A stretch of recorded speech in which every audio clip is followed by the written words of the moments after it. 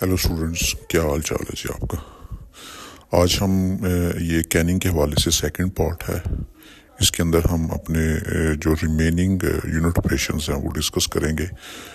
ہم نے کیننگ کے اندر جو ہے وہ 4 یونٹ آپریشنز پارٹ 1 کے اندر ڈسکس کیے تھے۔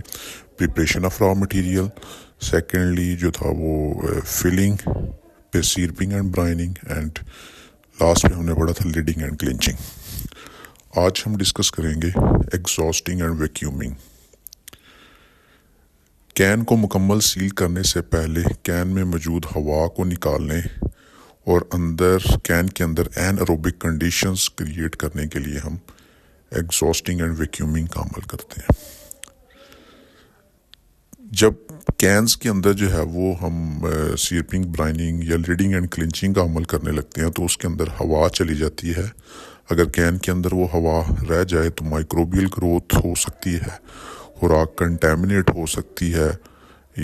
اس مقصد کے لیے ہم پھر کینز کے اندر سے جو ہے وہ ایگزاسٹنگ کے عمل کے ذریعے اس کے اندر سے ایئرز کو جو ہے وہ ریموو کر دیتے ہیں تاکہ مائکرو آرگنزم اندر گروتھ نہ کر سکیں۔ اس مقصد کے لیے ہم ایگزاسٹ باکس کا استعمال کرتے ہیں۔ Exhaust box perform 2 functions. Firstly, it remove the air from the can and also create vacuum into the cans، جس کی وجہ سے اندر جراثیم جو ہیں وہ گروتھ نہیں کر سکیں گے۔ تو ایگزاسٹ باکس کا اندرونی temperature 82 to 96 degree centigrade ہوتا ہے جی۔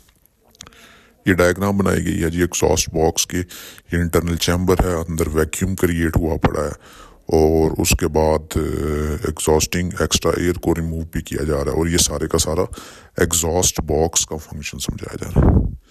آفٹر ایگزاسٹنگ اینڈ ویکیومنگ ہم نے پھر as soon as possible Keynes کو سیل کرنا ہے۔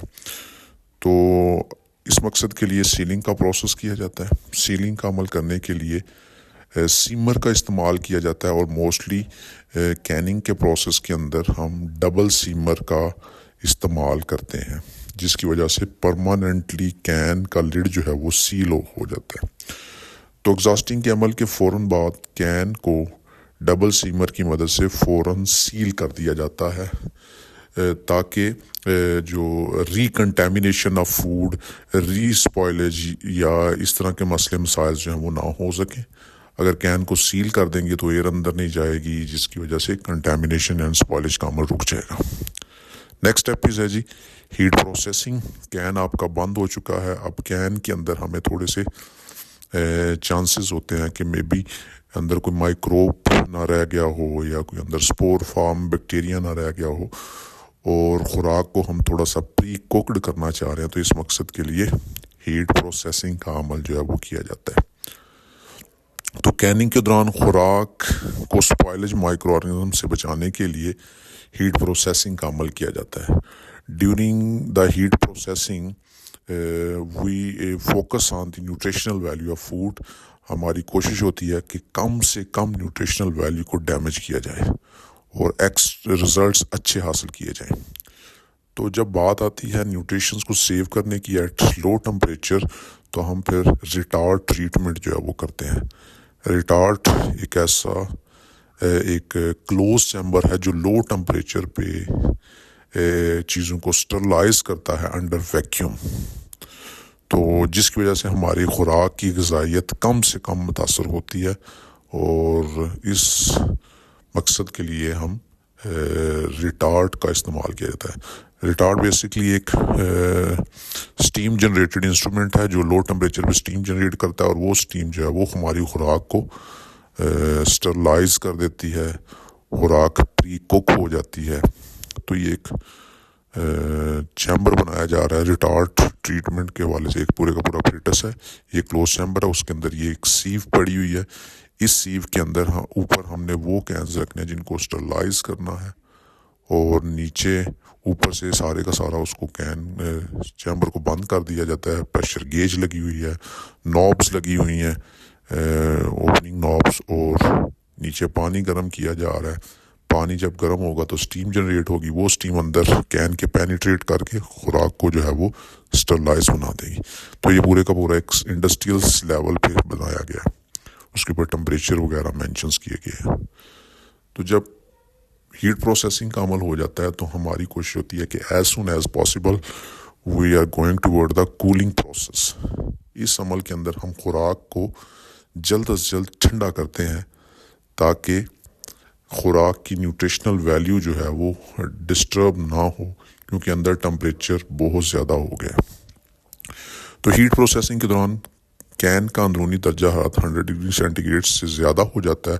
اگر اس کین کو ٹھنڈا نہ کیا گیا تو یہ خوراک کی غذائیت کو متاثر کر دے گا. تو اس مقصد کے لیے ہم کینز کو جو ہے وہ ٹھنڈا کرتے ہیں، اور ٹھنڈا کرنے کے لیے ہم ڈفرینٹ کولنگ میڈیمز کا استعمال کرتے ہیں، اور جس کی وجہ سے cans 40 to 45 degree centigrade پر ٹھنڈا ہو جاتا ہے، اور اس سے آگے نیکسٹ لیبلنگ کے پروسیس کے اندر جو ہے وہ ہمیں آسانی ہو جاتی ہے. تو next process is labelling. Keynes کے اوپر جو یہ ریڈی ہو چکا ہے اس کے اوپر ایک لیبل چسپاں کیا جاتا ہے. اس لیبل کے اوپر ڈفرینٹ انفارمیشنز پرنٹڈ ہوتی ہیں. Label contain nutritional value, expiry and manufacturing dates, and اس کے اوپر انسٹرکشنز آتی ہیں کہ how to use and store the can under conditions. تو یہ کینز کے اوپر جو ہے وہ ہماری نیوٹریشنل کا ٹیبل بنا ہوا ہے. بار کوڈز ہوتے ہیں.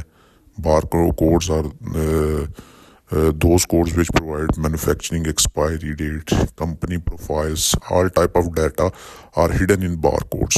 تو یہ اسٹوریج کنڈیشنز بھی اس کے اوپر مینشنز ہوتی ہیں. Next operation is packaging and storage. تو پیکیجنگ لیبلنگ کرنے کے بعد ہم کینز کو اکٹھا کرتے ہیں اور ان کو ایک ٹرے کے اندر جو ہے وہ اسٹینڈرڈائز کوانٹٹی کے اندر ٹرے میں پیک کر دیا جاتا ہے تاکہ اس کی ٹرانسپورٹیشن، اس کی ہینڈلنگ کے اندر جو ہے وہ آسانی ہو، تاکہ ہمیں ایک ایک کر کے کین جو ہے وہ اٹھانا نہ پڑے.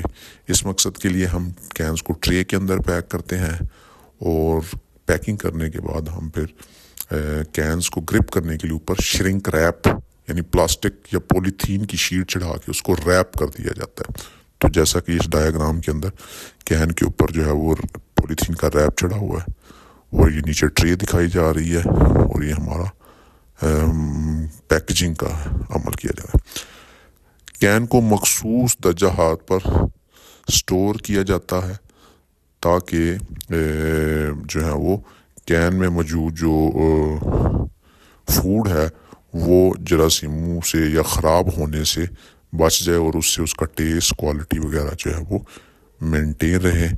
تو کین کو ہم تک approximately 20 to 25 degree centigrade پہ سٹور کیا جاتا ہے. شکریہ جی.